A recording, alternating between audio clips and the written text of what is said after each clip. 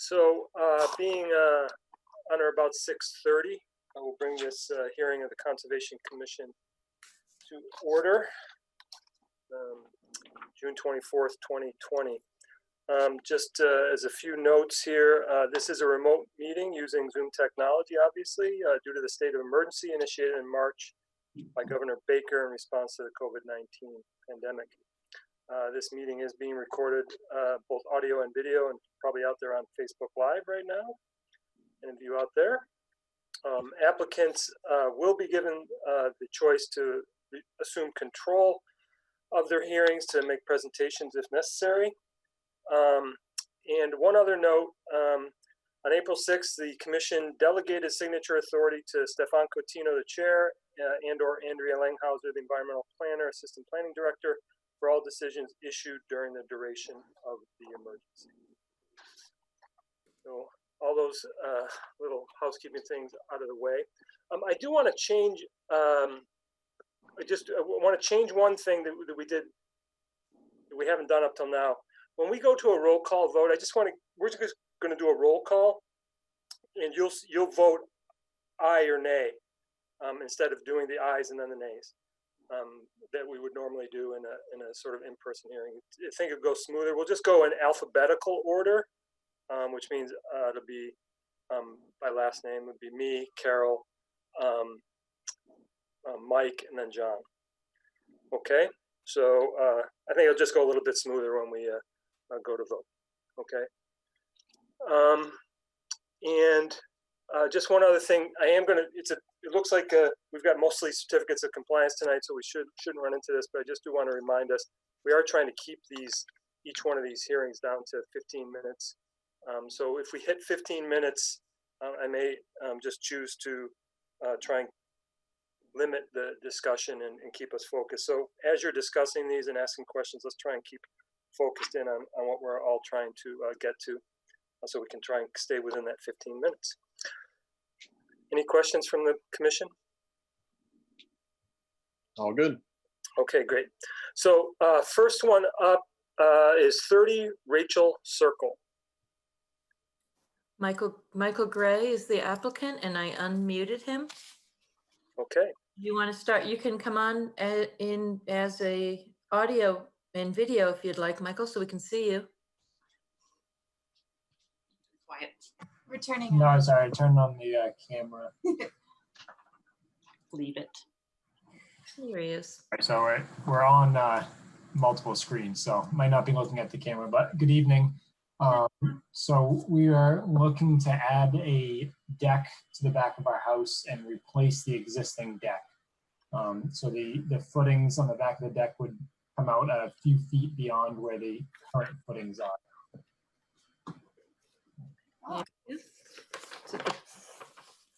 So there's a 4x6 foot deck and stairs, and we're going to replace it with a 10-foot by 12-foot deck and stairs in the same position.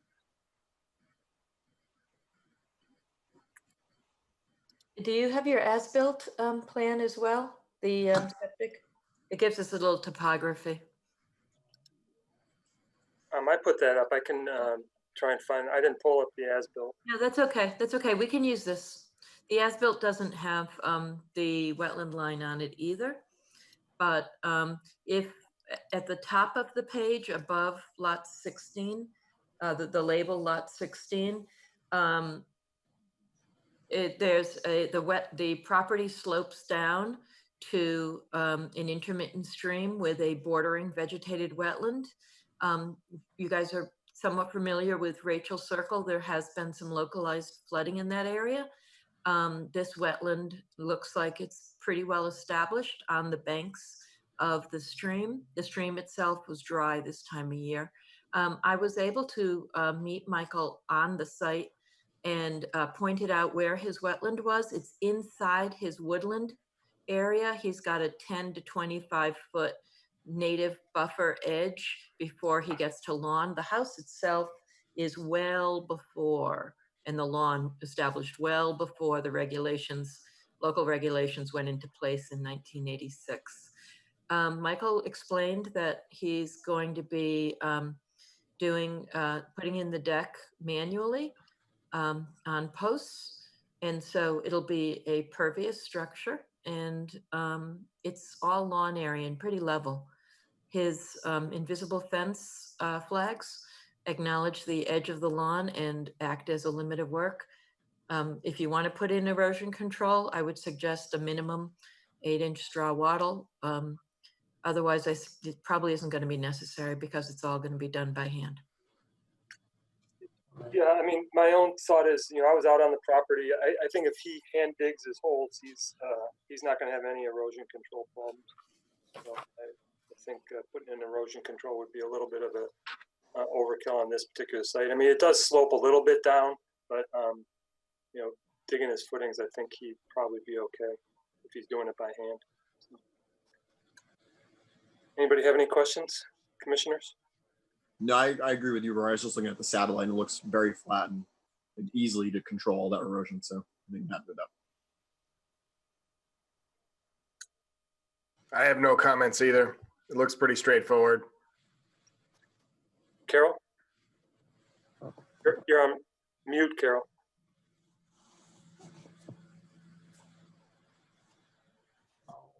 Right.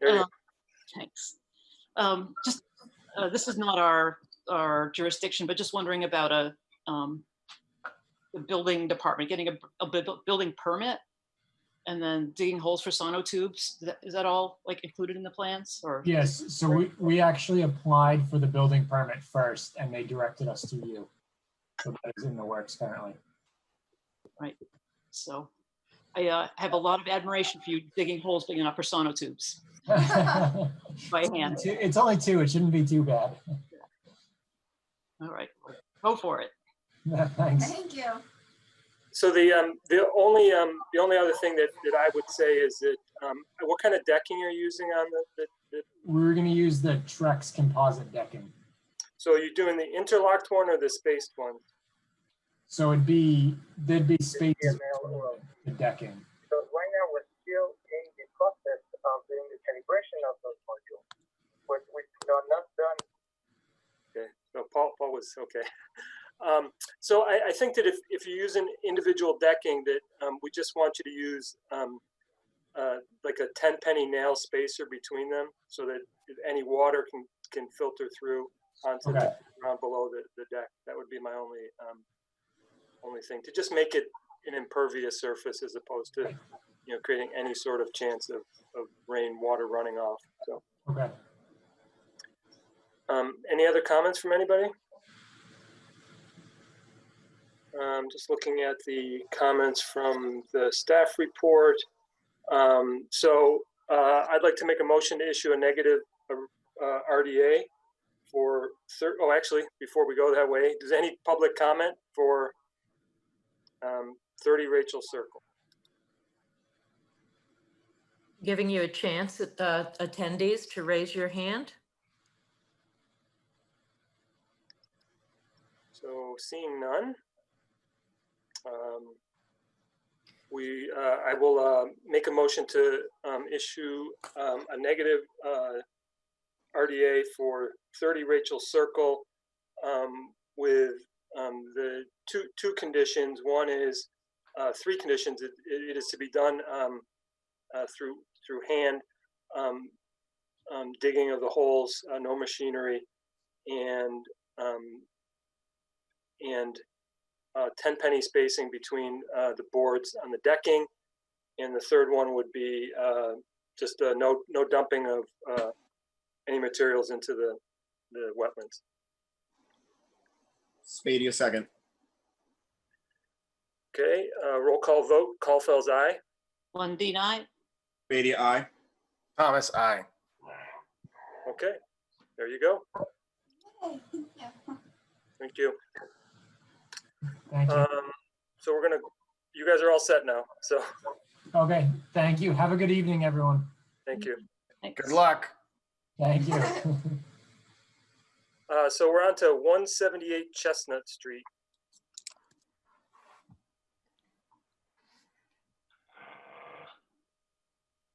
178 Chestnut Street. This is the, there's actually two projects for 178.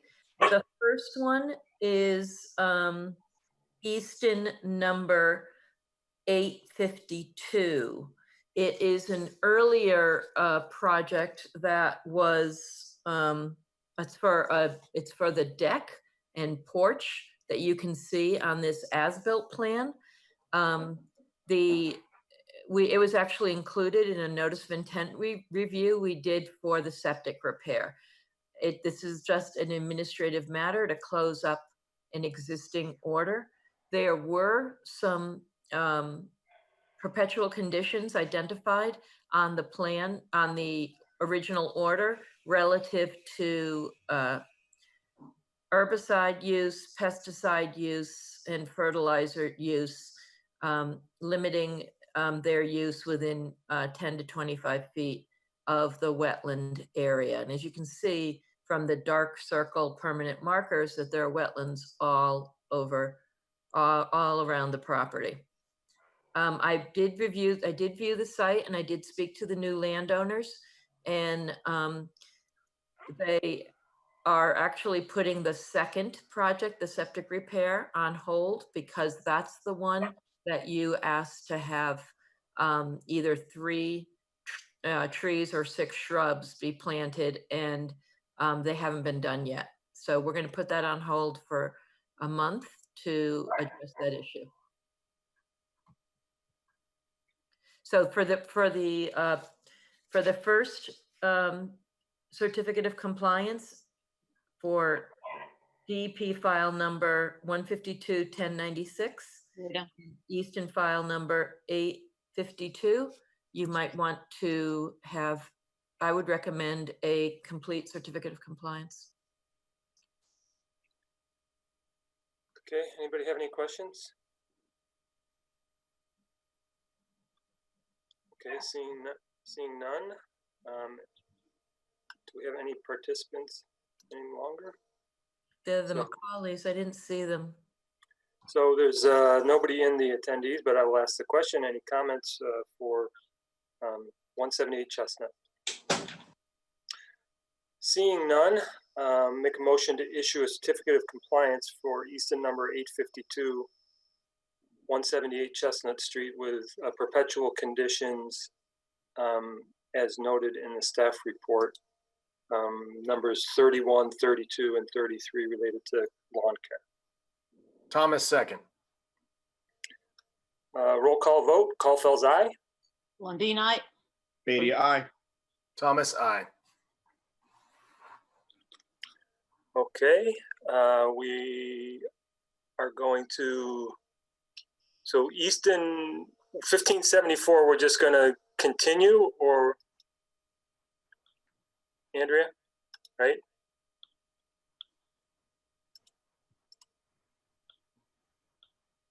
Andrea, you're on mute. Please continue to June 27th at the request of the project engineer. To July 27th. July. So motion to continue 178 Chestnut Street to our meeting on July 27th. Beatty, second. Roll call vote. Caulfield's aye. Lundin, aye. Beatty, aye. Thomas, aye. Thank you. Next up is 15 Deborah Lee Lane. Okay. Deborah Lee. This project is also a septic repair, and we're getting the, there it is. This pond here still has water in it. It's a mapped potential vernal pool. Right now, the water edge is a little bit lower. You can see the staining along the edge. There are permanent markers in dark circles around the edge. When I went out to review it, and Commissioner Caulfield can speak to this, the first 3 markers actually were not in place. The holes for the markers were in place, and the applicant was continuing to mow to the edge of the vegetation, the edge of the bordering vegetated wetland. The actual The actual septic repair is happened behind the fence, but I understand from speaking with the engineer that this section of fence line did not get relocated as it was supposed to. This is all lawn back here. This area here was supposed to be native vegetation. So I've spoken by email to the landowner, reminded them of these conditions. The permanent markers have been reestablished. They were actually found on the property and put back in the holes. But I would recommend at your discretion that you issue a partial certificate for the septic repair, and that you recognize that there's lawn care issues that need to be addressed by the landowner. Yeah, so I don't know, I don't remember, I think maybe Carol and Mike were on the time, but this, we had made the conditions that they were not to mow between the permanent markers and the pond, except for once a year. And they had been mowing there, and over in this area up on the northern side here where it says lawn, this used to be a basketball court that it had gone into disrepair, and they actually removed it, and they agreed to remove it, and they were supposed to take the fence straight across there and return this back to as Andrea said, natural vegetation. It's been planted now. They haven't replaced that fence at all.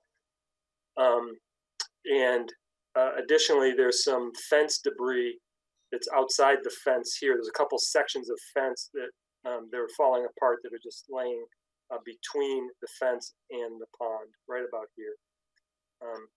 So I think that the septic tank looked fine.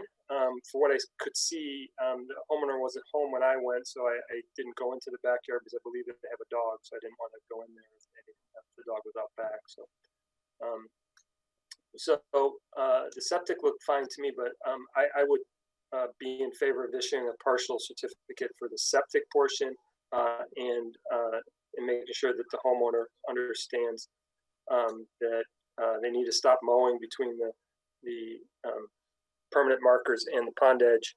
And those are permanent markers. I mean, I think there was some discussion, one of those things that they thought they only had to be there until the certificate of compliance was issued, as well as putting the fence in place and returning that lawn area to natural. Any other comments? This is Carol Lundeen. I agree with you, Rory. I would say that it's pretty obvious that they're, in fact, not permanent markers. They're very removable. So I'm disappointed with that. And I wonder if there's anything we can do to, I mean, I'm just guessing, I'm speculating that the markers were removed to make it easier to mow. So I wonder if we want to suggest a different method of putting the medallions in that is more permanent. Yeah, I think that's something that we should probably talk about moving forward. That, you know, it appears to me that the method that they're using to put these permanent markers in is to sort of cut an angle on the end of the board and hammer them in with a sledgehammer as deep as they can get them. And if they hit a rock, they stop. And then I think they cut the top off at about 12 inches. That's my assessment of how these are being done, given now that I've seen them pulled out. I actually saw, you know, I took some pictures of the ones that I found. You could see that that's the way they were inserted. Now, some of these holes were deeper than that one there that was in that picture.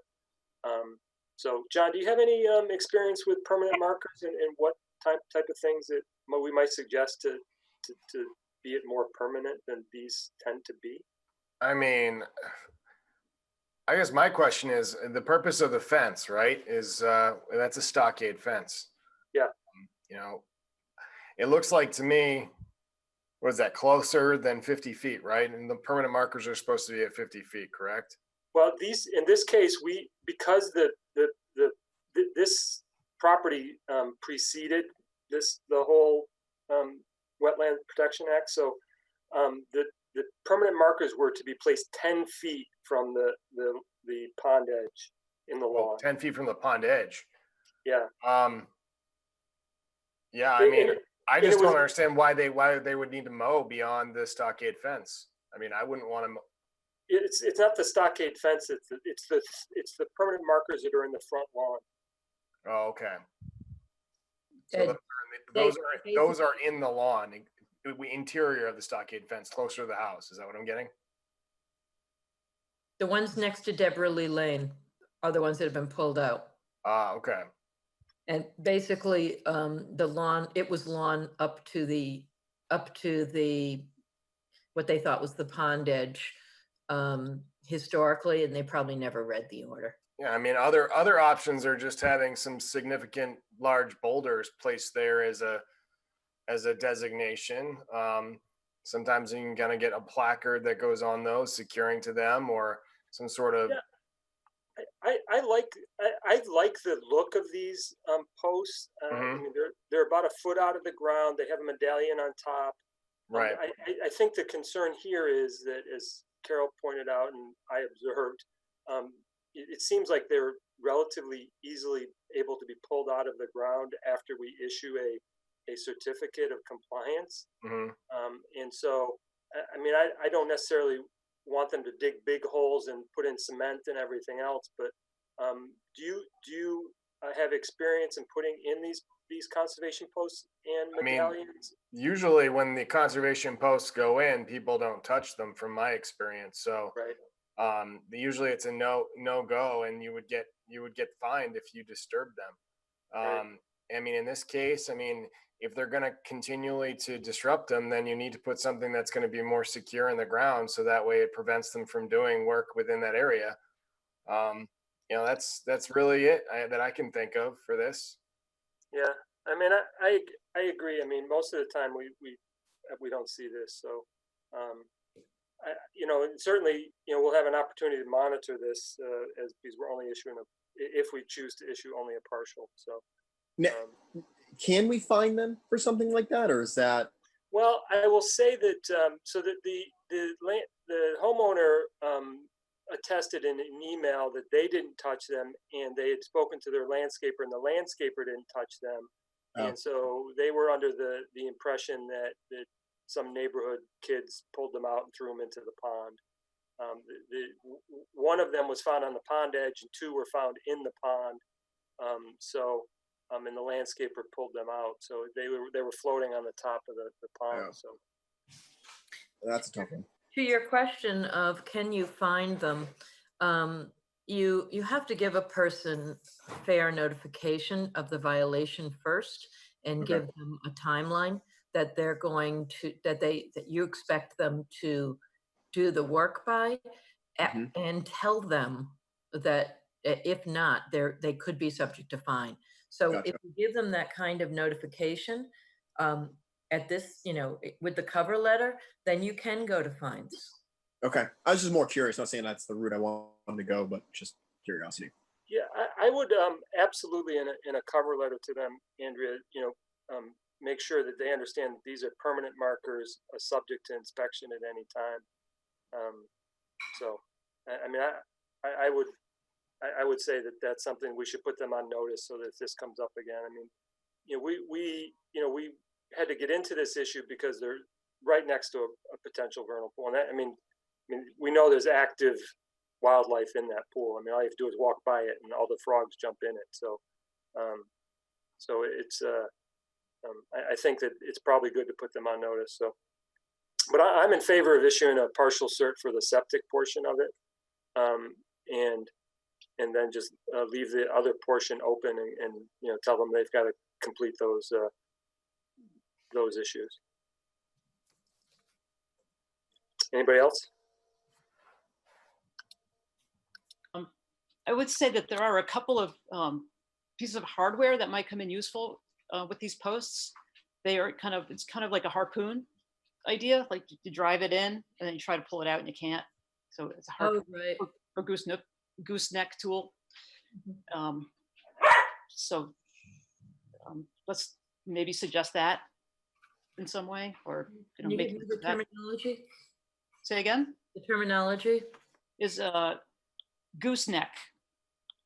The one, here's the thing that I'd like to, the only thing that if we suggest this, that this is actually going to go back to the not the homeowner, but I assume that they're going to go back to their contractor and say, I need you to put new posts in, you didn't do it right, and there's going to be a dispute between the contractor and the homeowner.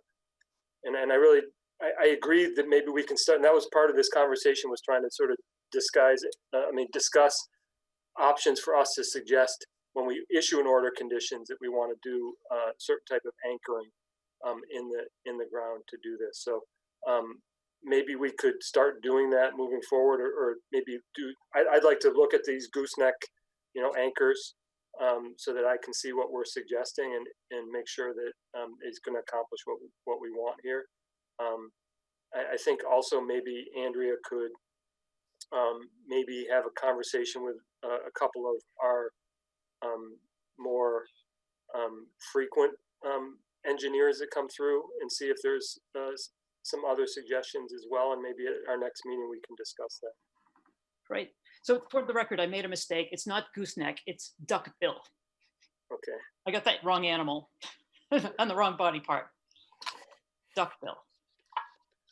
So I'd like to, so is that okay, Carol? We'll leave this one as is, given the challenges, but we'll start looking at trying to find some way to do a more permanent anchoring system. Sure. So I'd like to make a motion to issue a partial certificate of compliance for 15 Deborah Lee Lane related to the septic system portion, leaving open the issue related to the stockade fence relocation and the permanent markers, and no mowing between the permanent markers 10 feet off the pond and the pond. And establishing the native plantings. And that's related to the fencing, that they're supposed to use some native seed to just allow that to go back to natural habitat. Spady, a second. Okay, roll call vote. Caulfield's aye. Lundin, aye. Spady, aye. Thomas, aye. Thank you. Okay. On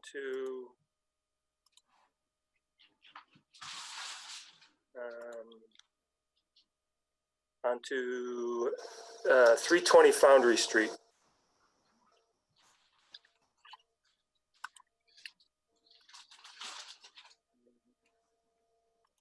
Let me get rid of my annotations.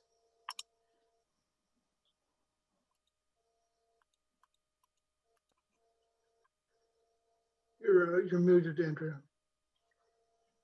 I did.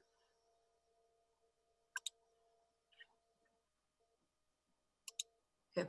320 Foundry Street is also a septic system repair, where the permanent markers are in place, the lawn cover is well established, and the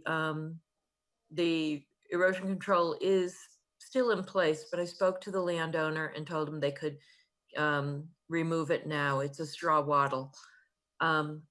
They did have, this is a project where there was a mature winterberry bush, and we wanted it was right in the leaching facility area, and they ended up moving it as we requested along the line of the markers.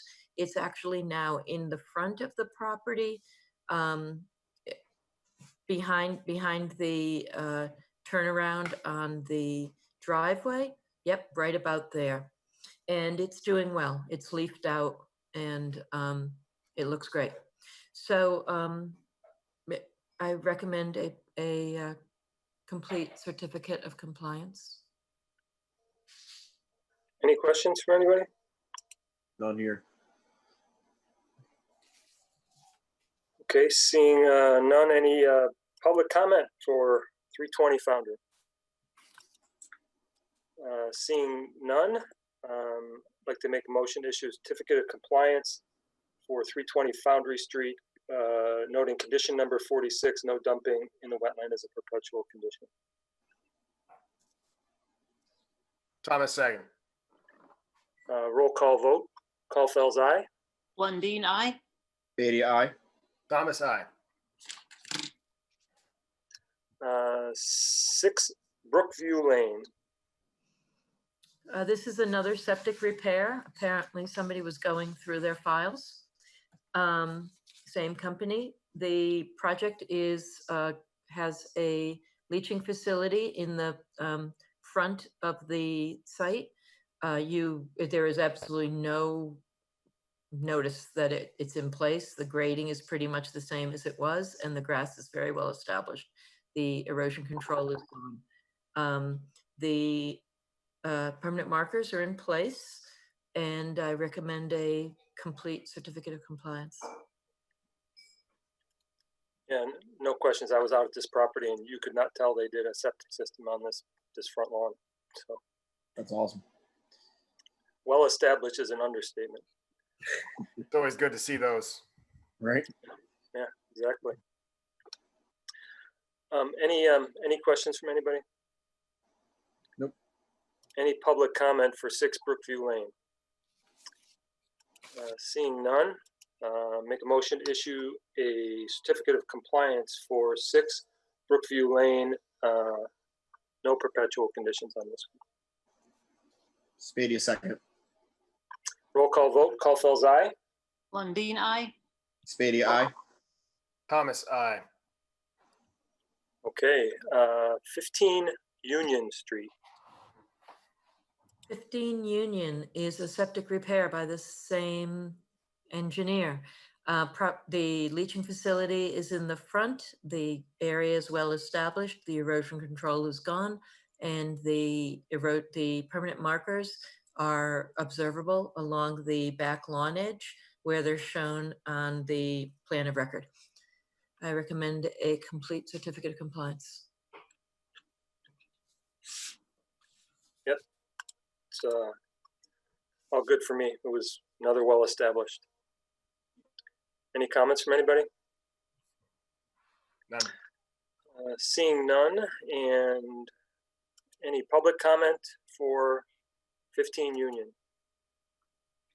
Seeing none, make a motion to issue a certificate of compliance for 15 Union Street, noting condition number 42, any debris in the wetland should be removed as a perpetual condition. Spady, a second. Roll call vote. Caulfield's aye. Lundin, aye. Beatty, aye. Thomas, aye. 18 Union Street, right across the street.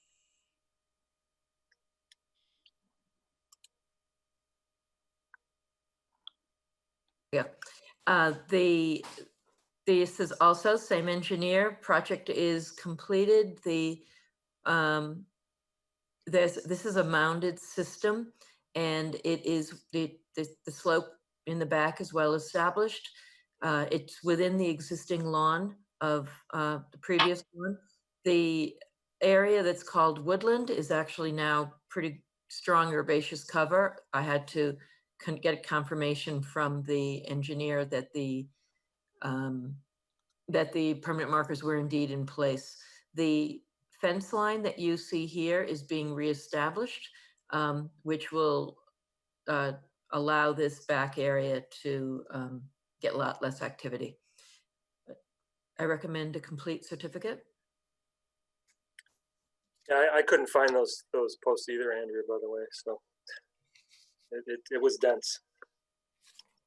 It's okay. Any questions from anybody? Nope. Okay, any questions from the comments from the public on 18 Union? Seeing none, make a motion to issue a certificate of compliance for 18 Union Street, noting condition number 43 should be continued as a perpetual condition. Any debris in the wetland should be removed. Spady, a second. Roll call. Caulfield's aye. Lundin, aye. Beatty, aye. Thomas, aye. Okay. Need to move a little faster, guys. 113 Dean Street. 113 Dean Street. Some of you might recall we had a lengthy discussion about the construction route Yeah. going across the lawn. As former Commissioner Humphrey had anticipated, the stairs did need to be replaced, but the lawn looks good. Only thing that's all the permanent markers are in place. The lawn is well established. There is a small 18-inch wooden retaining wall adjacent to where the septic tank is, suggesting that there's been a slight modification to the fill. But it's within the existing lawn and not near the, it's substantially compliant in my mind. I recommend complete certificate. I did speak to the new landowner on this property as well, and we spoke about good locations for laundry and where good and what are not good locations. Excellent. Any questions from anybody? Seeing none, any public comment on 113 Dean? Seeing none, make a motion to issue a certificate of compliance for 113 Dean Street, noting perpetual condition number 47, no dumping in the wetland. Thomas, second. Roll call vote. Caulfield's aye. You, Didn't hear you, Carol. Lundin, aye. Spady, aye. Thomas, aye. Okay. 19 Howard Street. This is a septic repair by the same engineer. The work is been completed with the lawn stabilized. The erosion controls have been removed. I spoke to the landowner of just a few weeks, and we spoke about lawn care practices and good locations for dumping of debris. Recommend complete. Another straightforward one from my standpoint. Anybody have any comments? Okay, great. Any public comment on 19 Howard? Seeing none, make a motion to issue a certificate of compliance noting condition number 44, no dumping in the wetland is a perpetual condition. Thomas, second. Roll call vote. Caulfield's aye. Carol, you're on mute. Lundin, aye. Spady, aye. Thomas, aye. My dog says aye too. Excellent. Okay, so that's it for our round of certificate of compliance. Next up is a extension request for Goodspeed Estates. Goodspeed Estates is a 7-lot subdivision that was approved before most of you, I guess all of you, were on the board, but Stefan was on the board. It's off of Center Street next to Cedar Drive. They are marketing houses right now, marketing house lots right now. If you could turn to page 3. Okay, there's going to be a cul-de-sac with a series of house lots around the edge. There are 2 house lots here. This is a driveway across an existing cart path that has a culvert in place that is still in good repair after they did the clearing here. Over here in this part of the property is a open space parcel, and there's there's upwards of 18 acres of open space associated with this property that are going to be deeded over to the town. They're in the process of deeding it. But over here, right here, there needed to be a weir, which is a concrete structure with a V cut in it to stabilize the flow coming out of this potential vernal pool, extensive wetland area and down into this extensive wetland area. That's to stabilize the flow. That has been constructed. The pedestrian bridge is over it now so that you can access this conservation property when it becomes ours. There was an amendment some of you might have been involved with for this little isolated wetland here, rather awkward little guy. And so through a separate order, we found that it was through their work that we presumed it to be not significant for its functions of prevention of pollution. And then we created a flood control drainage structure, and then put a new BVW area. We replanted vegetation better than twice the area over here at the base of adjacent to this extensive bordering vegetated wetland. As I said, that's a separate order. What they're requesting now, they have is an extension of 3 more years. It was approved in 2017. They've got the road at its base coat and the underground utilities, including stormwater and a septic system in place. But the house lots and the drives and that driveway out to 7 and 8 are still part of this order. There was a condition that you would only see those house lots if there was more impervious than shown on the conceptual plan. So I do recommend, given the state of the economy, that you could allow the full 3 years, and in order to complete the housework, the drives, invasive species management, and complete the transfer of land over to us. Yeah, so from my perspective, you know, this fits into the criteria that we recently made a regulation change about needing to have making good progress. I think that they have made good progress on this, and they certainly have done a lot of work. We've got the septic system in place. They've done the wetland work regarding the weir, substantially, you know, working on the road and the other stormwater management. So I'd be in favor of issuing a 3-year extension on this. I think this fits perfectly within our normal course of business. Yep, I have one question. I'm generally in agreement. I'm curious if we have been getting their monitoring reports or not. They did do some invasive species management on one of the 3 areas is on the other side of the weir. So they did remove old concrete and removed the vegetation last fall. And I was part of that, and I do have documentation for that.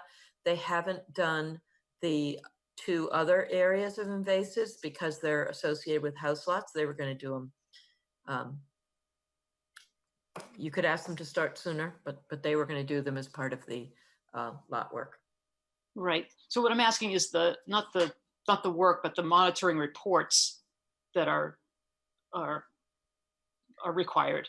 The reports are based on the initial action. Once they do their first invasive clear, then they monitor it at the following growing season. And right. So I don't think we've seen any yet because they haven't done the actual work yet. So I wouldn't expect a monitoring report on something they haven't done yet. So, but I mean, they've actually been pretty good partners and pretty responsive to the entire process. That weir they put in is quite impressive, you know, and I think, you know, getting access to that 18 acres of eventually getting access to that 18 acres is quite a benefit to us as well. But I think this group has maybe moved a little slower than some other ones, but they have been pretty good partners to us, and even coming to us and in working with us on that isolated land subject to flooding, you know, and putting in an actual stormwater feature instead of just having a non-functioning isolated land subject to flooding.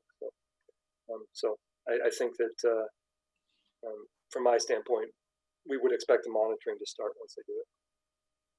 Thank you. Anybody else? No comment from me. Okay. Same. No comment either. All good. Okay, so the date, I make a motion to issue an extension on Goodspeed Estates, Easton number 1409, to have a new expiration date of July 16th, 2023. Thomas second. Roll call vote, Caulfield's aye. Lundin, aye. Beatty, aye. Thomas, aye. Okay. Minutes, first up is May 19th. I had one minor change on page 7, which was just in the third paragraph that says the commission expressed general agreement that it's taken two, and I think it's missing the word long to get the elevations, which were requested several weeks ago. So I think we just need to add the word long in there. It's taken too long.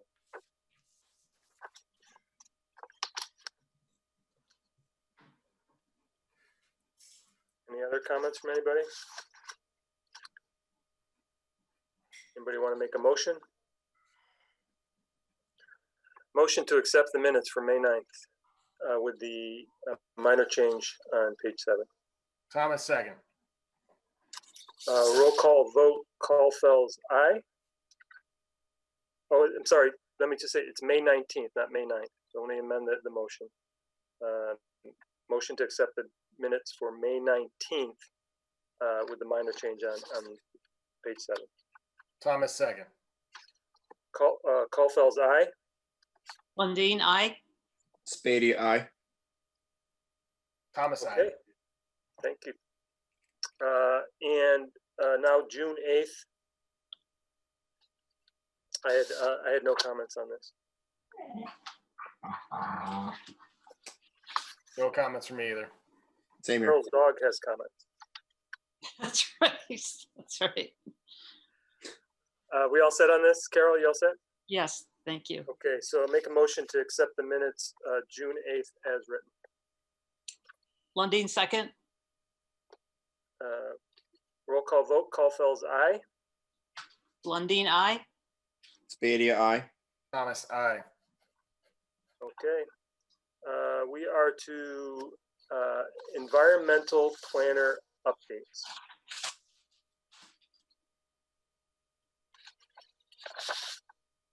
You're on mute.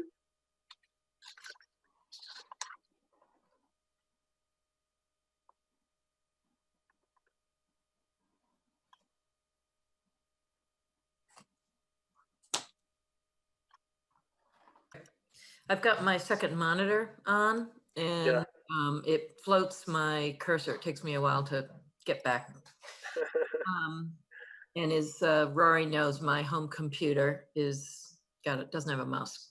So the first action on that I'd like to bring to your attention is the water department has asked to install a small structure measuring 3 feet by 4 feet and a 5-foot height, which is basically looks like a utility box adjacent to the Wheaton Farm barn. There is a gravel drive adjacent to the barn going for the farmers to access the fields. It's going to be between the barn and the gravel drive, sufficiently far from the barn so that we can have access around to do our foundation work and repairs that we've requested a community preservation grant for.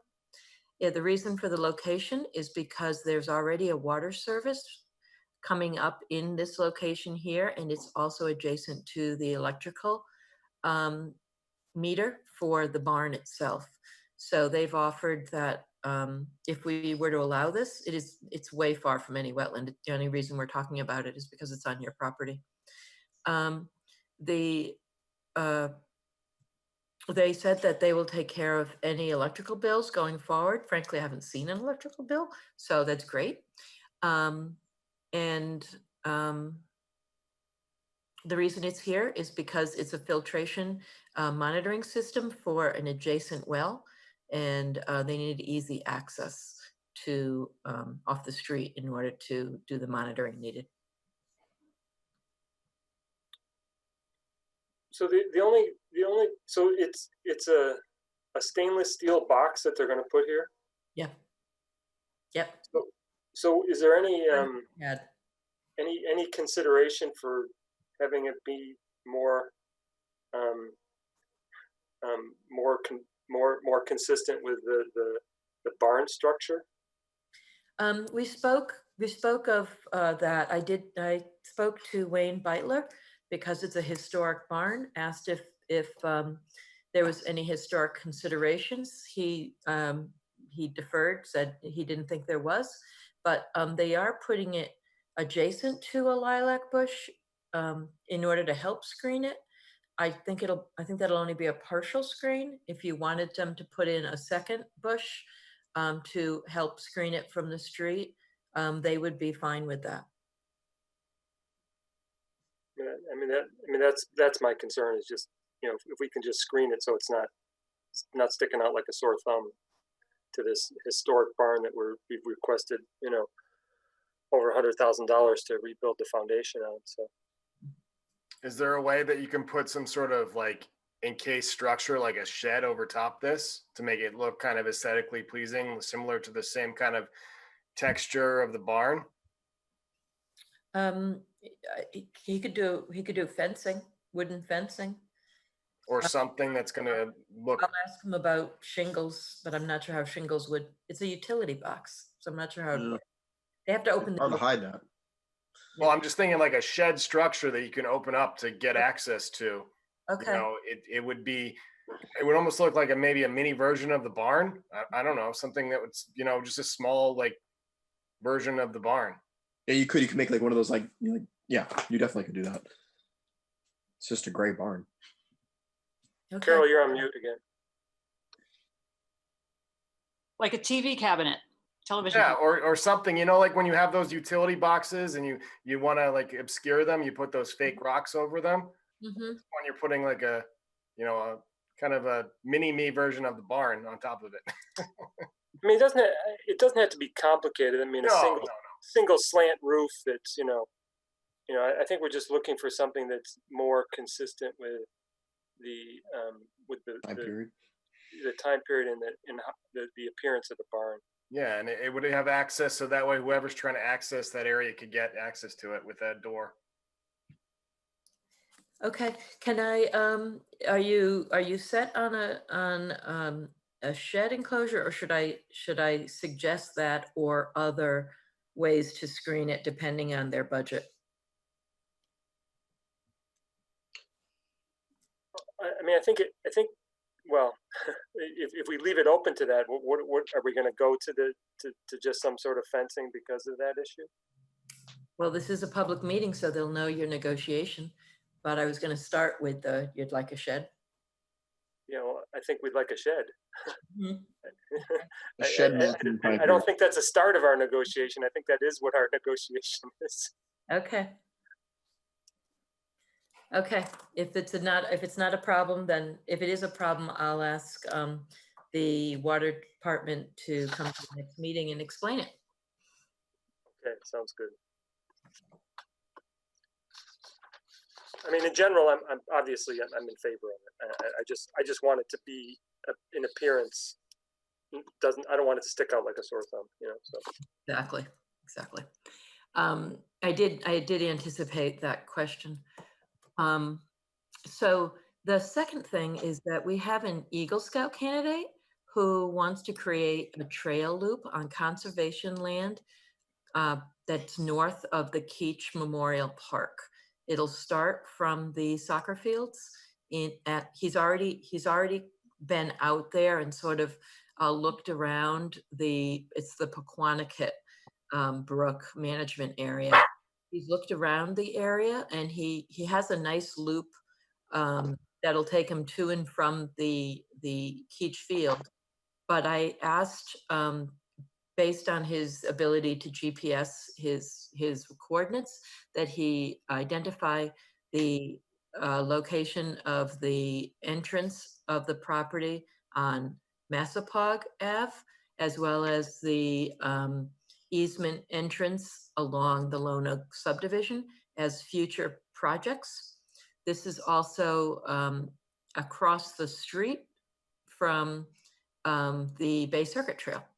And so I was hoping that he would speak to his younger comrades about the possibility of creating a section that would just cross Massapog or Pequannock and get over to the Bay Circuit Trail over where the Willis Buck, I think it's Willis Buck, new sign was put up, would connect us right to the Bay Circuit. So this is land that is accessible, but no trail is in place, and it's a good long area. I think it's about 1.5 miles. It's a long. It's pretty big. It's real big. And he's got some wetland crossing. So Stefan had a Zoom conversation with him and I, and was supportive of it. He's in the planning stage, and he'll bring the project forward to the commission when he's more ready.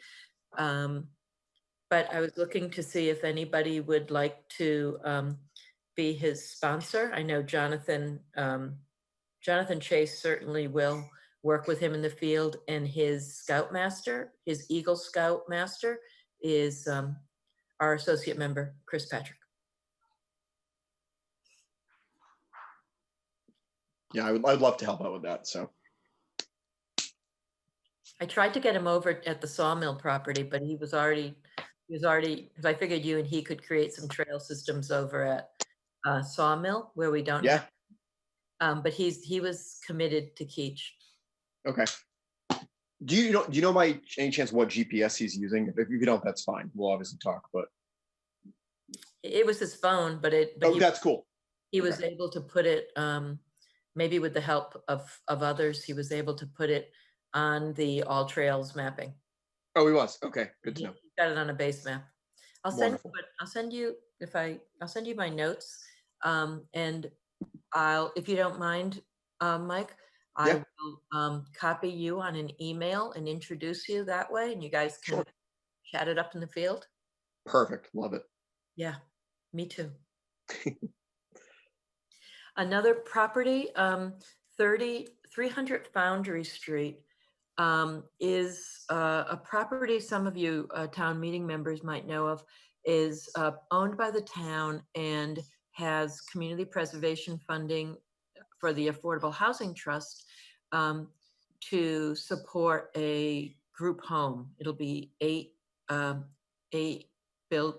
bedroom duplex on a 16-acre property. I've been in pre-application meetings because it's a town property, and it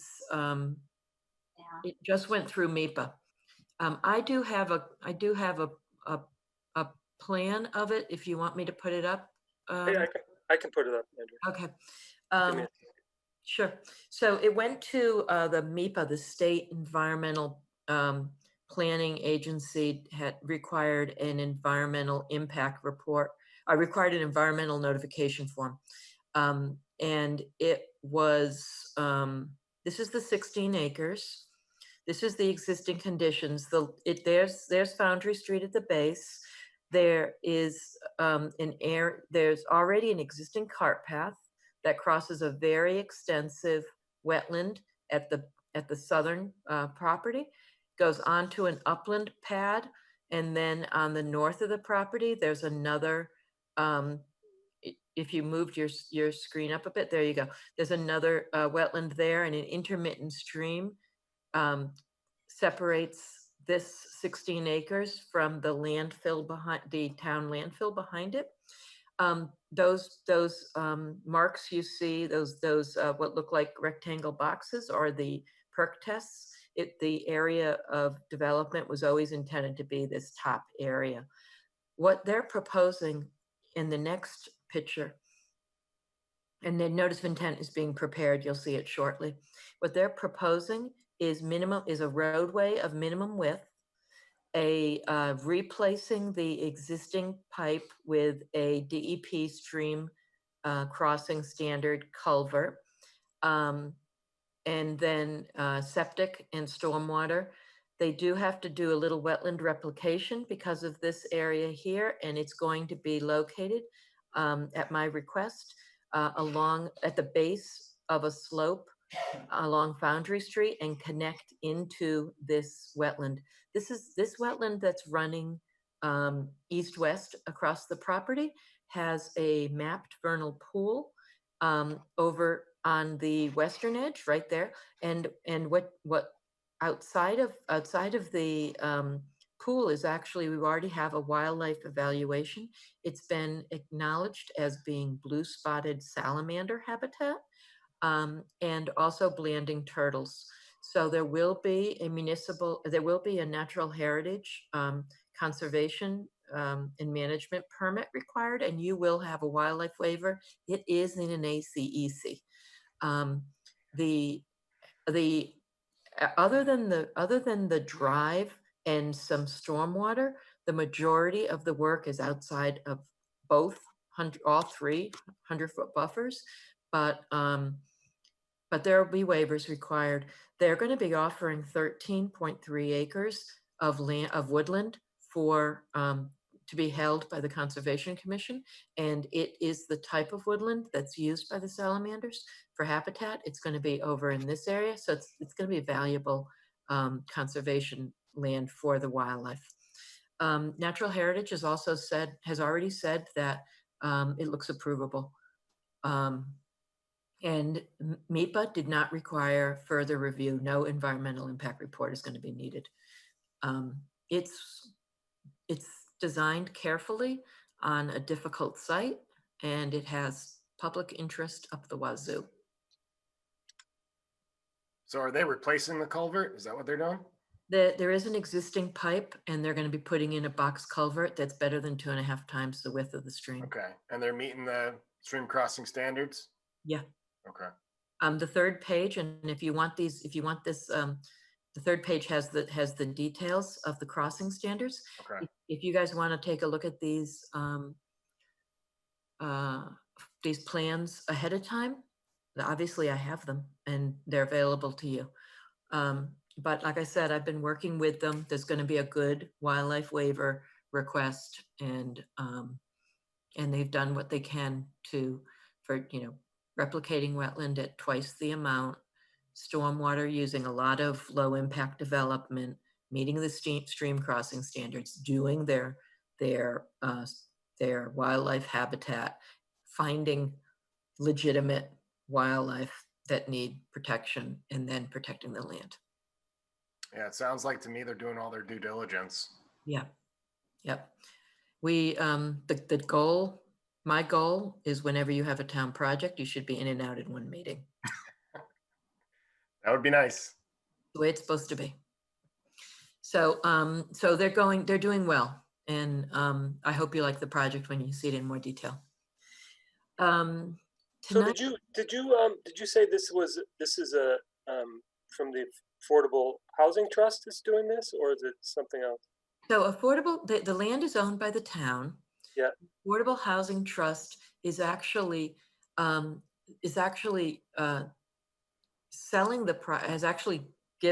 the property to a developer, Mm-hmm. but they are helping with the permitting by keeping it in the town's name. It helps with the permitting, and then the developer, who is it's called BAMSI. They are a developer of group homes Yep. for disabled residents, and they are going to give us back the 13 acres they don't use. So there's basically a circle around the proposed development, and everything else will be back to the Conservation Commission. So it is a good case where you want to have clear markers as to active use space and passive use space. There'll be a conservation restriction that comes with the deed transfer. It won't just be in your name. Yep, sounds good. Okay. It is a community preservation funded project. Yeah, I think I recalled seeing something about it. Yeah, you voted on it a few times. The wetland restoration over at Sam Fields, getting rid of the concrete structures. I'm having nothing but fun getting those contracts finalized remotely during time of town meeting and budget crises. But the surveyor's been very good about helping out. And then the EPA, Southern New England Coastal Wetland Restoration Program, it's called CMAP, actually chose this project to offer technical assistance starting in the federal fiscal year that starts October 1. So they'll be getting involved after we have our wetlands flagged. They'll actually be helping us with technical assistance on the replication plan as well as the monitoring plan. Free services, very happy. Yeah, excellent. Put us on the map. That's great. A great project. Thank you, because sometimes I wonder if, it's like nobody cares about those little concrete structures, but they're really costly to get rid of. So it's nice to use other people's money.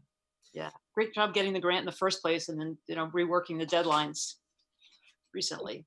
Yep, and then, having a project, because this EPA group wanted to work in the Taunton River, and because we had used as our consultant to do the MVP plan, we had used the Regional Planning Agency for the Southeast Mass.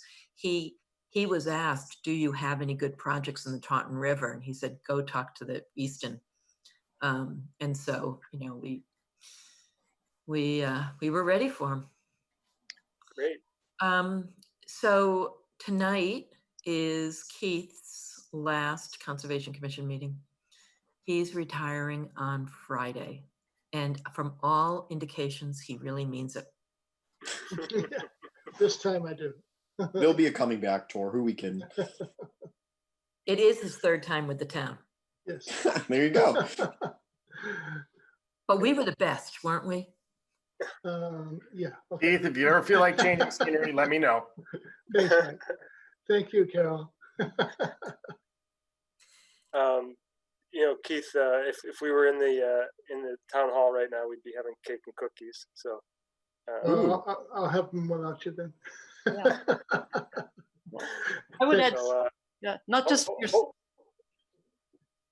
not just your service for the town, but you're a veteran, I know. So thank you for that service as well. Absolutely. Yeah, thank you for really supporting us in a way that's really been great, Keith. And I know you put a lot of extra work in, and I really do appreciate it. That's been a lot of fun. Makes our, and I've said this to both you and Andrea, you make our jobs so much easier by having all this, in a manner that's easy for us to understand and reference. So I really do appreciate it. Thank you. It does not go unnoticed. One other announcement here too is just that congratulations to Carol. She got issued her fundamentals for the Conservation Commissioner certificate recently. She completed that in her first year here, so I do appreciate that, and I know it brings a lot of knowledge to the table for us. So I do appreciate that, Carol. Great work in getting that done. Thank you.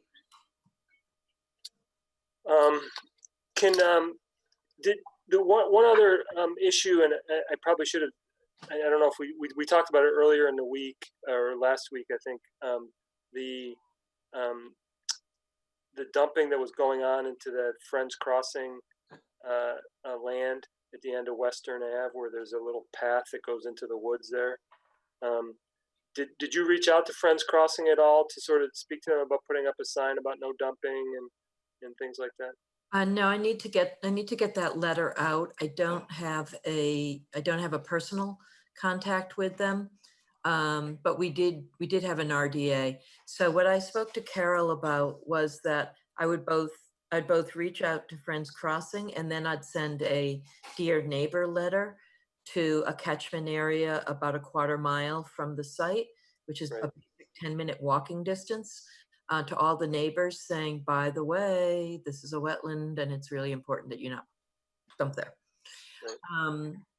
Right. I hesitate to make too much of a big deal about it, not because it isn't a big deal, but because I know that people use that pathway, and Friends Crossing is allowing people to use the pathway, and I don't want, I know that a negative effect would be that they close off public access.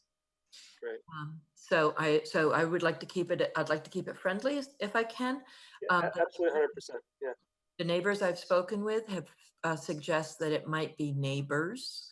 It may not be a more nefarious, larger volume user who could cause some real harm there. Yeah, that's my experience too, Andrea. I've seen it quite a bit in Sharon. Neighbors. Oh yeah. It's the number one, the two issues that I find on enforcement guaranteed are lack of permanent markers and dumping in the wetland. One of my colleagues suggested that as a waiver, a public interest waiver, we look into composting. We get compost bins, and we suggest they take a class. I'm all for it. I'm looking into how easy that is. Certainly getting the bins is very easy, but I'd like them to take a class. So it is an issue, but I probably by the next meeting I should have that taken care of. Okay. Thank you. Anything else, Andrea? On my end, not that I can report out. Okay. I have a question, if I may. Sure. The last class that I took from my certification was the open space class. And I wonder, open space planning and the commission's role in that. Are we watching out for properties that might come on the market or up for auction? Is that just beyond our bandwidth right now? Well, in addition to Keith leaving, the planning director is leaving, and I'll be back as interim planning director for a couple of weeks until Stephanie Danielson comes back. And I do hope to we do have an open space plan, and we do watch for I do watch for open space. It comes to the planning department, and if any 61 properties come up, I bring them to your attention, like Morse Road did, and give you the opportunity to do a right of first refusal, recommendation to the select board. But other than that, when it's been a quiet activity that you can start up again. As Rory knows, I tend to take one project at a time. And right now I'm doing wetland restoration and starting back up on the regs. Thank you.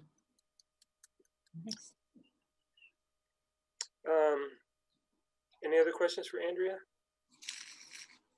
So I want to move on to the guiding principles. I'm hoping that we can come to a conclusion on this. I do want to give some sense here. I know that Andrea sent out a combination of some things that Carol has suggested, as well as some of the other ideas that have come up here into what at least a working document that I think we can edit this one and maybe come up with an agreement here. But one of the things that I do want to talk about here from a guiding principles issue is that I really, the last guiding principles we had, we used for several iterations of regulation changes. And I'd like to have this one be similar it survives this group of 4 or 5 commissioners, and actually is something that can be used by any set of commissioners that comes in. And sometimes there's some changes and whatnot, and they need some subtle refinement, which is what I'm hoping that we're going to accomplish here.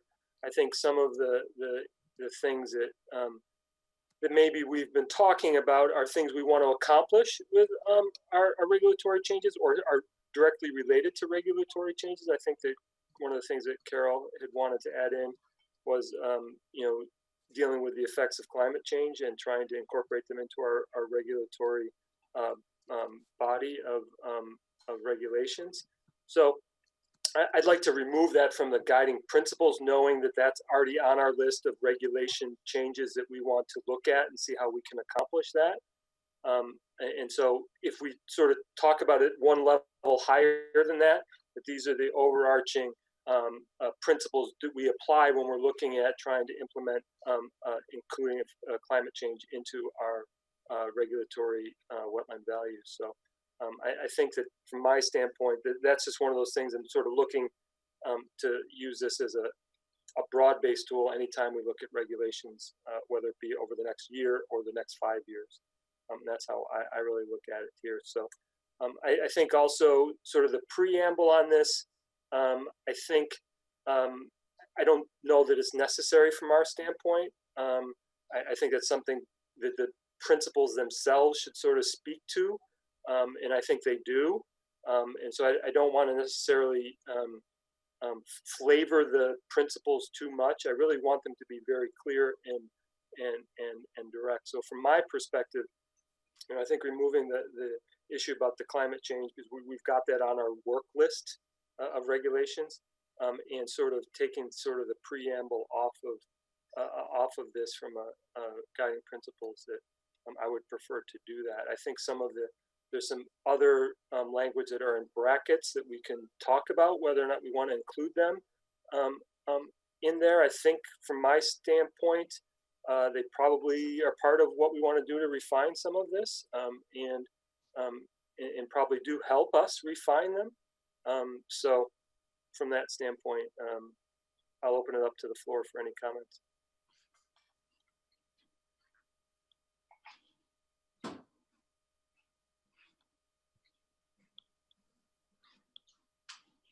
Anyone? Sorry, are we ready to accept this? just pulling these up right now. Okay. Well, I can actually, I think I actually have them, so I'm sorry. Put it on the screen. There you go. Yes, the new version.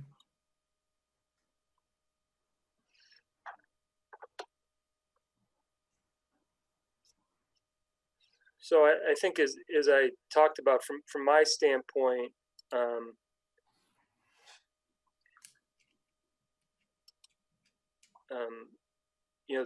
this part here, I would want to remove, and this part here, I would also want to remove as well. So, I think the other the stuff that we were talking about here, just the stuff in brackets, we can sort of talk about whether to include them or not. But I think that if we look at 1, 2, and 3 here, I think that they incorporate the overall approach we should take when we're advancing this regulatory process. So, I think that what's incorporated in this preamble section, I think is included in at least the first statement, where we talk about protecting wetland resources and reducing impacts to neighboring lots for the long-term benefit of the community. So I think that that's something that we've already incorporated there. So I think we get a little bit repetitive if we include that. Yeah, I'm kind of in line with you, Rory, because the first sentence is kind of contradictory, because this is the wetland regulation revision project. It's not the bylaw. Right. So, it seems a little confusing when we're talking about the bylaw, when this is just the wetland regulations that we're trying to revise. Yeah, I think it's included just to sort of set the tone, but I think the tone is set in the first sentence anyway. Right. So. Yeah, and I really love for number 2, that definitely stands out as far as increasing the clarity and ease of understanding of the wetland regulations. That's huge. I feel like even like, my neighbor that had, his deck being put in, he wasn't really sure what was, the terminology and how in the process. So I think it'd be great for us to make that clear for, the people in town so they understand, what they're getting involved in. So 2 is huge for me. Right. So one of you named the reason why I put the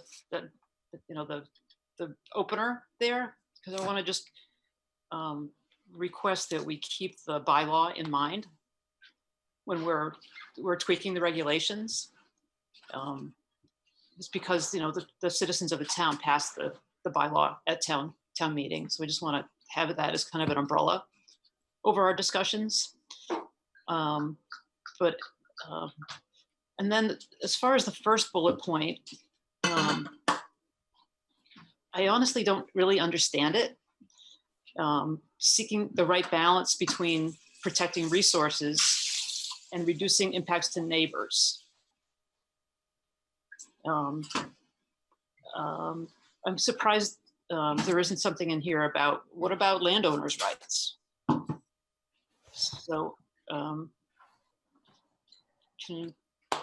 the folks who maybe were on the commission when this original guiding principles was written, can you just help me understand what that's about?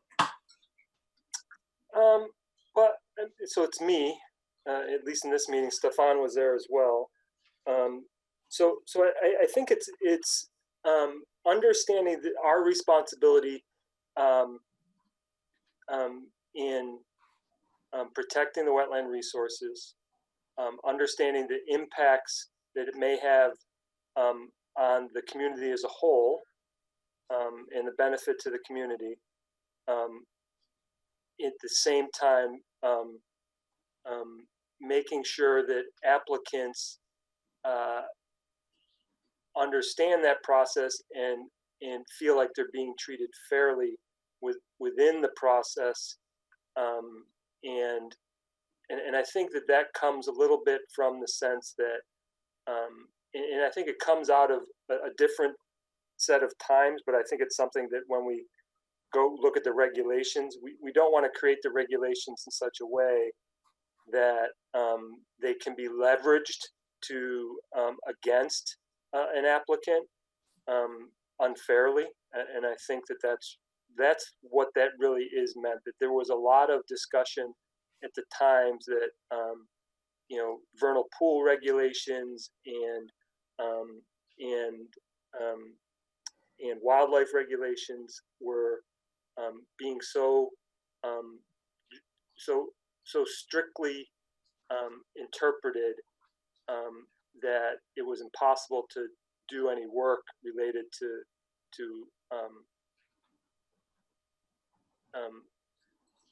land that was abutting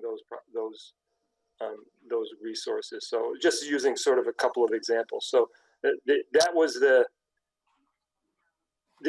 underlying thought there, that we wanted to make sure that it wasn't, we were creating them in a sensitive enough manner that it was, that we could make sure that they get applied fairly and equally to applicants that come before us, so that one applicant that makes an application today can expect the same outcome as something that gets applied, that someone makes an application 5 years from today. So. Right. So I certainly agree about the fairness. I wonder if how important it is to include the neighbors, as we're trying to simplify this guidance list. What if it was, seek the right? I don't have a problem per se. I mean, I think it's probably the least important part of that, other than it makes our job is sort of as stewards for the community as a whole, plain in here. So So, I mean, if you want to change it to seek the right balance between protecting wetland resources for the long-term benefit of the community while treating applicants fairly and equally, I could see that. Any thoughts from anybody else? I would also, I mean, I would caveat that's within our jurisdiction too. I mean, we can't request things from people outside our jurisdiction. So, yeah, I would definitely make that known. So do we want to say protecting wetland resources within our jurisdiction or something along those lines? I mean, I just, I mean, no, well, reducing impacts to neighboring lots, like for instance, that one. Yeah. It's a little, it seems far reaching, doesn't it? Yeah. Because if we just need to make sure that what we're doing is within our jurisdiction I mean, the wetland resources are in our jurisdiction. It's just, if there's work being done outside the 100-foot buffer or the 200-foot riverfront area, and it's having some sort of effect, eventually to the area that we have jurisdiction over, then we can have. But if it's in an area that's outside our jurisdiction, we don't have any. We have no right to say anything regarding that. So why don't we? But I think that's covered by the protecting wetland resources part. Okay. You know what I mean? So I think we could actually remove that phrase. Okay. So and I think we could remove "and reducing impacts to neighboring lots" from that sentence. Do we have some agreement on that? I think that sounds good. Yeah, I think so too. Agreed. Yep. Same. Yep. So I also have a question about balance. So I wonder where in the bylaw or in the act is there a provision or a wink or a nod that there should be balance? In my opinion, balance is a personal bias and a bias that could be expressed in our votes. And in keeping with the public interest of the bylaw and the act, I think a bias like that has no place in the regulations. I think fairness comes from reflecting the bylaw in the regulations and then applying the regulations consistently. And since there are so many inconsistencies in the regs right now, applying them consistently is not even possible. And I have a little snippet from the news recently from a court in Texas. It was between Exxon and California, and Exxon decided to take the case to Texas, their headquarters, because they thought they might find a more compassionate bunch of jurors. And so a court opinion is just highly unusual for a court to so explicitly to lay bare its political leanings and its desire to rule for one side, and then almost mournfully to conclude that the law requires it to rule for the other side, said Michael Gerard, director of the Sabin Center for Climate Change Law at Columbia. But this court carried out its duty. So I feel like it's our duty to implement the bylaw, have that reflected in the regs, and balance is, I think, I have a love-hate relationship with our commission. I love that everybody has such a big heart. And I think that also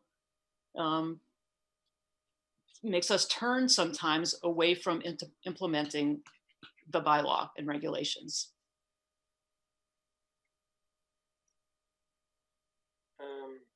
I don't know. I mean, as somebody who's been doing this for 3 years, I don't think I've ever turned away. In fact, I think there's probably been a bunch of applicants who think that I've been quite vocal about the requirements that they have under the regulations to do what's required. And I think that's what I think that's part of what I'm talking about, is that you need to be able to feel like that what the applicant is being required to do is fair under the bylaw. And I think that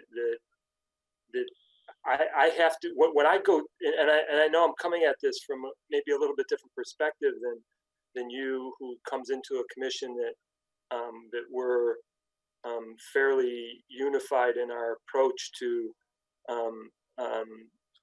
this, applying these regulations, that it hasn't always been that way. And that's part of why I'm trying to, and why we've had this in here in the past, is that I do not want to create regulations that are unfair to the applicants. And I don't want, I mean, I think this is one of these foundational things. And if we can't get off of this, we may not actually proceed forward with a regulatory revision project, to be honest. Because if we walk into this project without a sense of fairness in implementing the bylaws through regulations, without a sense of fairness to the applicants of this town, then I think that we're probably doing a disservice to the town. And if we don't have that agreement, I don't see how we proceed forward with it, to be honest. No, I think so. Sorry, I'm completely in favor of fairness. And I'll say again that I think that cleaning up the inconsistencies in the regulations will result in fairness. I know, but then if you're in favor of fairness, then I don't see why there's a challenge in keeping this language in the principles. Right. So I guess it's the word balance that's tripping me up. I'm all in favor of fairness. It says the right balance. It doesn't say a balance, a strict balance between the two. It says the right balance. And so yes, that is going to come with some, your idea of a right balance may be different than mine. But I think that I think that at least then we're in the same ballpark. I don't think you are in a different place, in a substantially different place than other members on the commission. I mean, I don't believe that way. I don't know, but I'm in favor of trying to make a balanced approach to this. I think there have been times where there have been regulatory changes that were not balanced. They were not balanced at all, and I've seen them, and we've actually changed some of them, and some for the challenge that there was one regulatory change. And I'll give you an example on why it's in here, to be honest. There was a prior regulation that did not allow an applicant to submit an application if it was mapped habitat. Period. They could not even submit an application, whether even find out if there'd be a take, if there was mapped habitat. It was 100%, no questions asked. You could not submit a permit application. And I didn't think that was fair. And we had examples in front of us. In fact, we've had projects come in front of us now, since we changed that regulation, that we've approved the permit.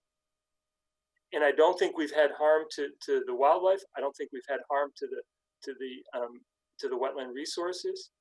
And so there's an example of where I don't think that the regulation was balanced. Okay, I can see that. You're muted, Andrea. You can tell. Yeah, thank you. So while the reg change says now that you can seek a waiver if you are in mapped habitat, it requires a higher level of investigation. And yes, they've been approved, but it doesn't mean that everyone will be approved. Yeah. In fact, that was our approach, was, okay, in order to even accept these applications, you have to go to natural heritage even before you submit the application to us. So we want to have all those reports before you even come to us. We don't want to have to sit here and say, oh, well, what does natural heritage say? Oh, they're going to take 6 months. No, you do all the work ahead of time. If you want to put in this permit, you do the work ahead of time to tell us what this habitat is. So that's one of those things where I think it's the right balance.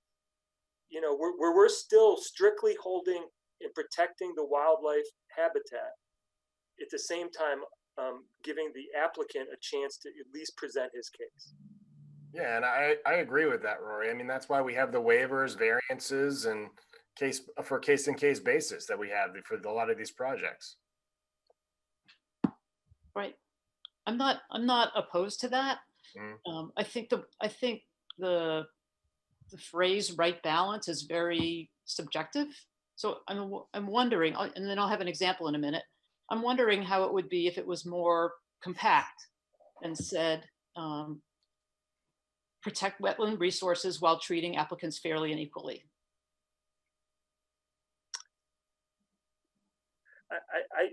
Well, and I'm coming from a different place than you. I really, there's no question that I'm coming from a different set of experiences. And I think that's the difference, because I would say that my own experience with the regs was there, and there still are some things in the regs, I think, that there isn't the right balance. And so I think it's important in the guiding principles to say that one of our goals is to make sure that we are seeking that right balance. And that's why I think it's important to have it in the principles. And now it may be subjective, it may mean something different to you than to me, but as I said, I think it's still in the right ballpark. I don't think it's that dramatically different. And that's my only, and I think it's just, it's an experience thing. And you know, to try to provide one example to that, to give you some flavor of that, but that's just one. You know, there's other things about vernal pools and other things that make it very challenging as well. So, and they are challenging wetland situations. There's no question about it. And I think we've been very diligent when those things have come before us to ensure that they're being handled properly, and the proper amount of protection. And so I think it's a tone thing more than anything, to be quite honest, Carol. And I think that I actually think that this group probably will have the same result, whether or not we have the words in there or not, but it's a tone thing. Okay. I can live with that. And I would like to give an example of a where I think our balance might have been better recently, having to do with above ground pools, which we've had a couple of recently. So I want people to have an in-ground pool. I mean, above ground pool. I think we all want people to have an above ground pool. And I think we can do better at implementing the regs. What we haven't been doing, I think, is holding the applicant to the burden of proof that their sanitization system is the best currently available technology to protect our wetlands in case the pool collapses because a tree falls on it, or it ends its life expectancy and it explodes, or it's not built or assembled correctly, or any other cause. You know, I think I don't think it's right that we're not asking an applicant to prove, well, it turns out this is the best technology if a bunch of water suddenly is a flash flood into the wetland. So but what if they're buying a cost-effective pool? They can't afford that. I mean, I just don't. You know, I mean, not everyone's gonna be able to buy the most expensive pool to handle those issues. Right. Well, maybe that is a concern, but it's not our. You know, maybe they could get a smaller pool. Maybe the best technology is less expensive. What if they have like 5 or 6 kids? I mean, that's another thing, you know, to take in consideration too. I mean, I'm just, you know, there's a lot of other intangible things that we have to, it's not in the regs, but you know, it is kind of something to think about when the applicants come in front of us and say, you know, they're trying to promote this project. And, you know, for instance, the above ground pool within, you know, a existing lawn for Sharon, I would say a request for determination. And, you know, as long as they're going to need a drywall installed and, you know, they're an existing lawn that's allowable use under the Wetlands Protection Act. You know, as long as they're not within any sort of ACEC or anything like that, there's not going to be any filling or of anything like that, then I'm fairly comfortable that there's going to be no issues with that. And, you know, if it does become an issue, then they deal with it. And, you know, that's something that they're going to eventually have to deal with. Oh. Okay.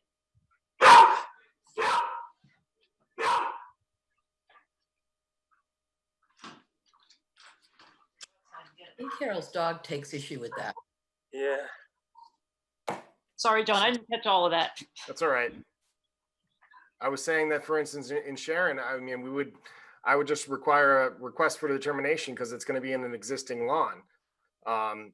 You know, I can't, you know, accept projects thinking the what ifs. What if this happens? What if that happens? I can't do that. What they propose, you know, I assume is going to be built to specification and it's going to be done correctly. You know, if it fails, then, for instance, then they're going to have to fix it. And if they don't fix it, then they're going to have to repair it, and they're going to have to make repairs to any sort of issues that happen after the fact. So that's kind of the way I go about it. I don't think of the what ifs. I think about what's presented in front of me first. Then if something happens, then they need to take action to repair the issue.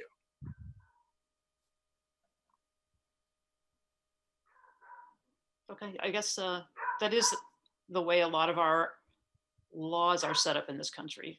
Mm-hmm. You know, I'm kind of wired. I'm a 3-sport D1 athlete, former, and I always played defense. So, you know, I kind of come from a protective place, and I want to implement the bylaw as best I can, as best I understand it. So that's what I'm getting at.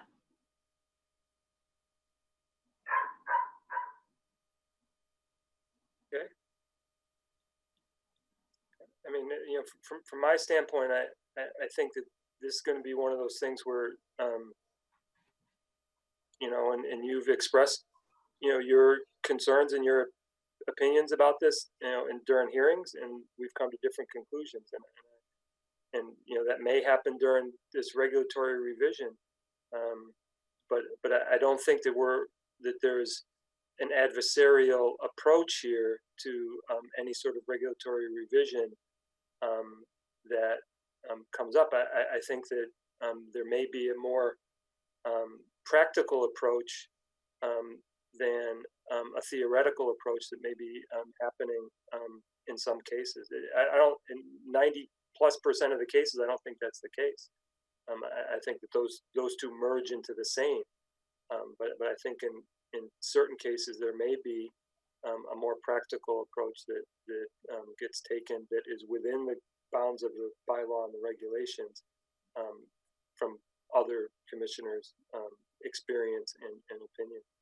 So yeah, I think that's just something that we have to. I don't think we should. If we, I mean, it would be great if we voted 5-0 on everything, but we don't. You know, and I've been on the short end of votes too, and I say, okay, I got my point across, and others didn't agree. So, you know, you know, and it may even surprise you as long as Stefan and I have been working together, that Stefan and I have voted differently on things, and it's the way it is, you know. And I haven't had extensive conversations with Stefan after the fact to say, you know, I don't know how you voted that way. I knew how we voted that way. He made it very clear to me how we voted that way. You know, and that's a good thing about this commission, is I think we speak our minds and we speak to it. And then, you know, after the vote, we move on to the next one. That's how I think about it. You know, and if there's flaws in the regulations, I want to fix them. But I want to do it within that sort of boundary of, you know, fairness and protection, and making sure we're doing the right thing, and making sure it's clear to the applicant what's expected, you know, and making the process as streamlined as possible. You know, I do not want an applicant coming before us 5 or 6 times if we can avoid it. Big projects like Sawmill coming before us 3, 4, 5 times, I can see that. You know, they're doing it. We couldn't sit down all in one night and do everything they have to do. I mean, we had a 2-hour presentation on wildlife habitat. So, you know, so I think that's you know, we'll have a, you know, a 2-hour presentation on waiver requests for that one. So, at least I think we will. Yeah. Yeah, I'll just add one more thing. I mean, just so we're all on the same page. I mean, we allow for projects to happen in the buffer zone. So that's kind of giving a balance because we're letting them work within the buffer zone, but they're also having to meet the performance standards and all the regulations and all the requirements that are from our bylaw. So right there, that's kind of a compromise balance, kind of whatever you want to call it. You know, we allow that to happen. Obviously, some projects require variances and waivers. So, you know, that's part of the process as well. But most of the time, all the applicants have come in and most of the projects are within the buffer zone. Right. So, so I think, you know, I think if we can clean up, I mean, I'm fine with this, the language of the 3 bullet points after this discussion. I'm fine with it. And I think the sooner we can clean up the inconsistencies in the regs, I think, I think everything will be easier and we can be fairer with people.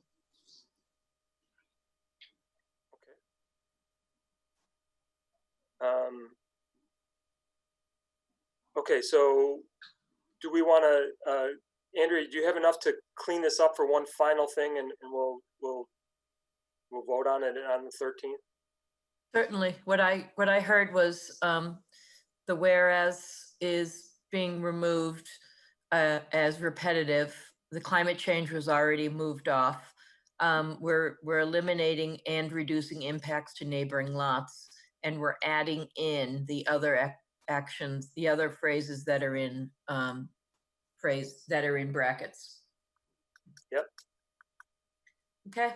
Yeah, I can do that. Okay, great. There was one other thing I think I saw in an email today about a couple of conflicts with times of meetings. Thank you all for the input on that. I'm glad we finally got to a point where I think that that we can all agree to start working on the regulations. So I really do appreciate it. And the work we put in now will actually help us down the road as we look at regulations, because we've already had those discussions.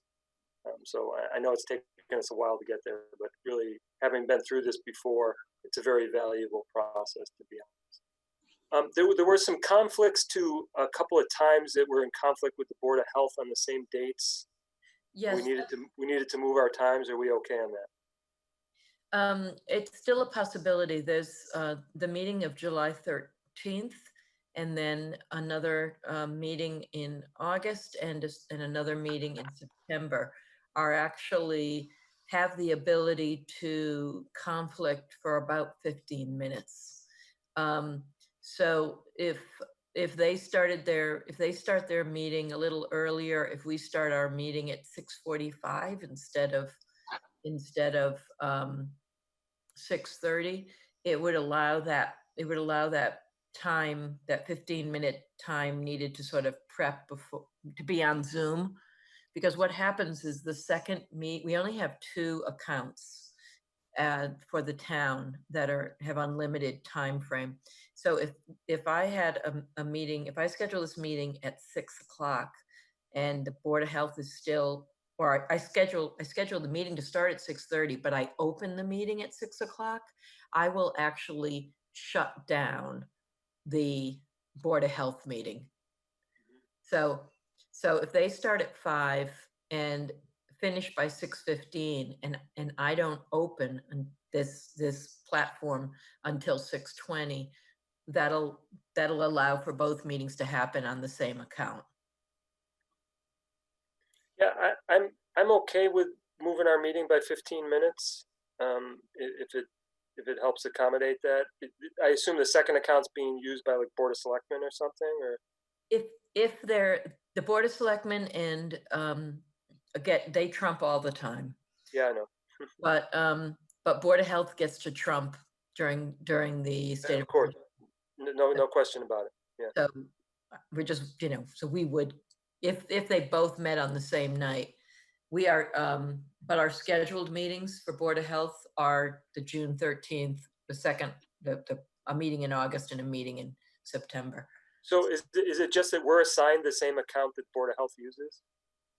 No, it's that if the Board of Selectmen if the Select Board being the third being the third person to choose to meet on Monday night.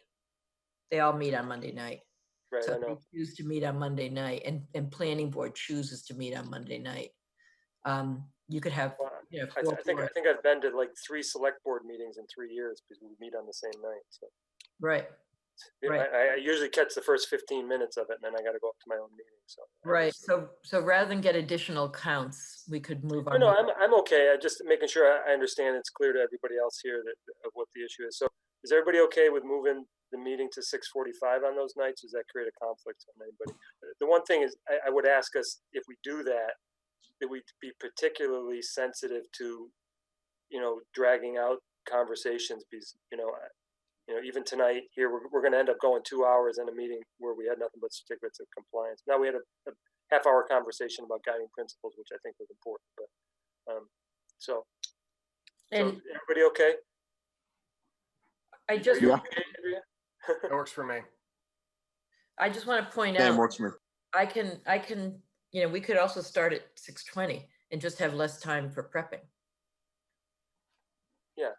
I mean, you've gotten a lot, everybody's gotten much better at how to get onto the meeting. Right.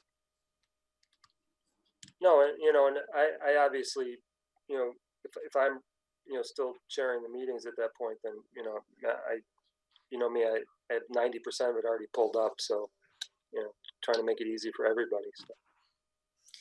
Okay, so 6:45 on, for the June 13th meeting. July 13th, yeah. July. Okay. Just a quick question. Yes, Will that cause a change in the legal ads or the public hearing notices? Yes, for those meetings, we're going to move them. We're going to move the meeting for July 13th. We're going to move it to 6:45. I consider this, when they vote, I consider this guidance to be able to move the August and September meeting if the Board of Selectmen and the if there's a problem with the Zoom accounts. No, the question was, there's So I five, think, there's so I five think- legal ads that are already published. Do they need to be Yep. modified? So I think as long as we're not making it sooner than 6:30, Keith, Okay. I think we'll be okay. I think if That we sounds tried to good. make it 5:30, then we'd probably have a problem. But since it's 15 minutes later, I Yep. think we're well within our guidance there. So That sounds good. Thanks. yeah. You're right. Good question though. We I'm thinking that I'll know Board of Health will know 2 weeks ahead of their meeting, but you actually need 3 weeks. So we have to shoot for 6:45 every one of those meetings. That's disappointing because Why don't you, can we just ask the question, because I think if we advertise at 6:30 and the hearing doesn't start till 6:45, I think we're okay. Okay, I'll check. If you just get a quick, yeah, I think that as long as we're not starting it at 6:15, I think we're okay.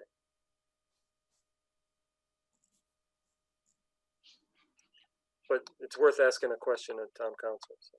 Okay. Okay, that's it for me. Anybody else? I got nothing. We're good. Okay. Thanks, Keith.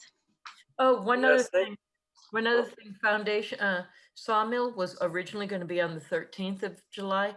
They've already continued to July 27th. Right, I saw that. Which is good for our complicate, having a long meeting on a not a Board of Health night. Okay, other than that. Yeah, and they've committed to getting you that information as soon as possible, haven't they? Because you're going to need a lot of time to review that. Yep. Okay. Keith, once again, I can't thank you enough for everything you've done. It really has been a joy to work with you over the last few years. So I do appreciate it. Well, it goes 2 ways. I've enjoyed working with everybody here. So thank you. You're here. Good job. Good luck on retirement. Enjoy, you. Keith. I'll try it again.